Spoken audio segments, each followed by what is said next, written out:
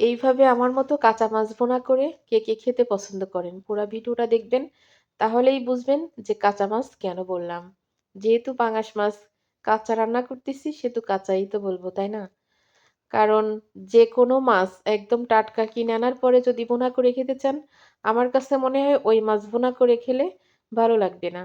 তবে অনেকেরই কাঁচা পছন্দ না, অনেকে ভাজি করে ভুনা করে।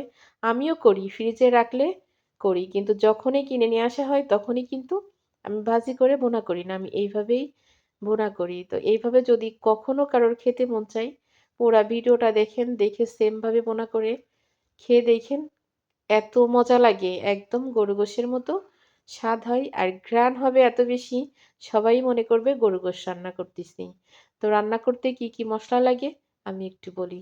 জিরা দিছি, আদা দিছি, তেজপাতা দিছি, তারপর হচ্ছে আপনার শুকনা মরিচ, একটা এলাচ দিছি, ৩-৪ টা গোলমরিচ দিছি। দিয়ে সুন্দর করে মসলা বেটে তারপরে মসলাটা সুন্দর করে কষায় ভাজা করে একটু পানি দিয়ে আরেকটু কষায় তারপরে ঝোলের পানি দিয়ে মাছগুলা তো পাতায় উপর দিয়ে সুন্দর করে দিলাম। পুরা ভিডিও দেখলেই বুঝবেন।